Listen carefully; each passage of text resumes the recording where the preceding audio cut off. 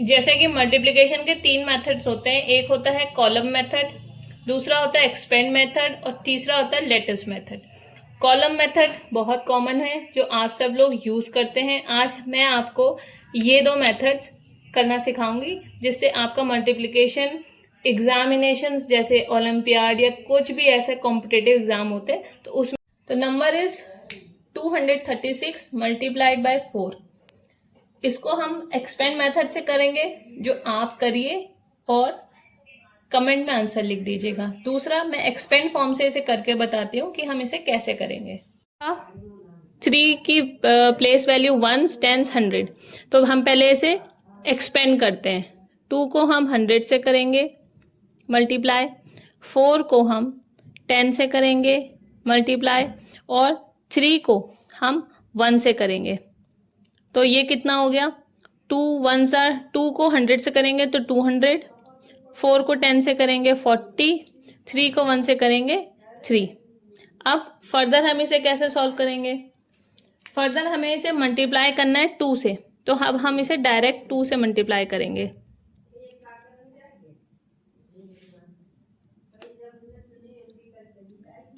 To 2s are 4,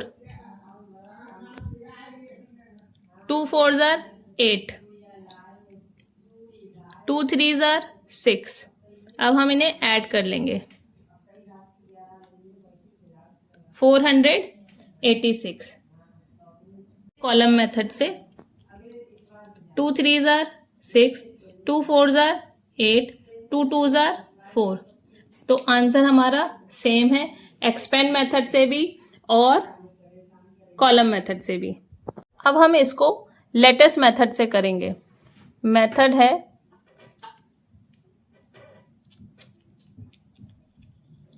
lettuce method. Lettuce method, तो अब हम इस मेथड को पहले समझते हैं। इसमें फॉर एग्जांपल नंबर है 213 मल्टीप्लाइड बाय से 43, 213 मल्टीप्लाइड बाय 43। बहुत ही इजी मेथड है, हम बहुत धीरे धीरे से समझाऊंगी और आप बहुत इसको आराम से समझिएगा। इसमें यहाँ पे हमारे पास 3 डिजिट है और यहाँ पे 2 डिजिट है। मल्टीप्लायर और मल्टीप्लिकेंट आपको पता ही है क्या होता है, नहीं पता है तो आप मुझे कमेंट में लिख दीजिएगा, मैं आपको समझा दूंगी।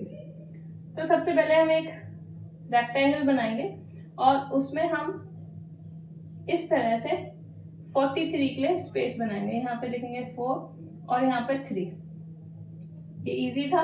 फिर उसके बाद हम 2 यहाँ लिखेंगे, 1 यहाँ लिखेंगे और 3 यहाँ लिखेंगे। इनके लिए इस तरह से हम बॉक्स बनाएंगे।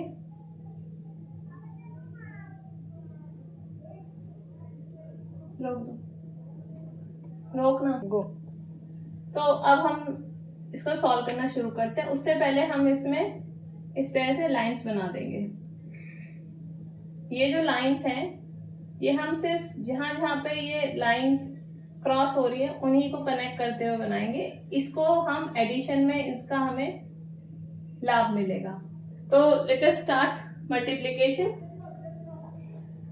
अब ये 2 नंबर्स हैं तो पहले इस नंबर से हम इस नंबर को कर लेते हैं। 4 3s are 12, 12 होता है तो 12 को हम इस तरह से लिखते हैं। तो ये वाला नंबर हमेशा न्यूमरेटर में आएगा, ये वाला हमेशा डिनोमिनेटर में जाएगा। 4 3s are 12, तो 2 यहाँ और 1 यहाँ पे लिखेंगे। 4 1s are 4 और यहाँ पे कुछ नहीं 0। 4 2s are 8, यहाँ पे 8 और यहाँ पे 0। सेम 3 3s are 9, यहाँ पे 9 इधर 0 लिखेंगे। 3 1s are 3 और यहाँ पे 0। 3 2s are 6 और यहाँ पे फिर से 0। अब हम इसे ऐड करेंगे तो यहाँ पे सिर्फ 0 है तो यहाँ 0 लिख देंगे। यहाँ पे सिर्फ 8 है तो हम 8 लिखेंगे। 6 + 4 10, 10 + 1 11, तो हमने 11 लिख दिया। 3 + 2 is 5 और ये 9 हम एज इट इज लिख देंगे। इस लेटिस मेथड में हम इस तरह से चलते हैं लेफ्ट टू राइट आंसर निकालने के लिए, लेकिन हमारे पास यहाँ पे एक कैरी आया हुआ है, 2 डिजिट नंबर है जिसमें हम इसको यहाँ कैरी भेज देंगे। जब भी हम किसी नंबर को आगे कैरी करते हैं तो आगे नंबर ऐड हो जाता है, तो यानी कि ये बन जाएगा 9 और यहाँ पे से ये 1 हट जाएगा। तो अब मैं इसका आंसर लिखती हूँ। मैंने बताया ये इस तरह से चलता है, तो इसका आंसर आएगा 9 9 1 5 9। आप इस नंबर को 2113 को जब 43 से मल्टीप्लाई करते हैं लेटेस्ट मेथड से, तो आपका आंसर आता है 9159। अब आप इसे कॉलम मेथड से मल्टीप्लाई करके कमेंट में मुझे बताइए क्या मेरा आंसर सही है या गलत। और अगर आपको नहीं समझ में आया है तो आप मुझे फिर से लिख दीजिएगा, मैं आपको फिर से इन डिटेल समझा दूंगी।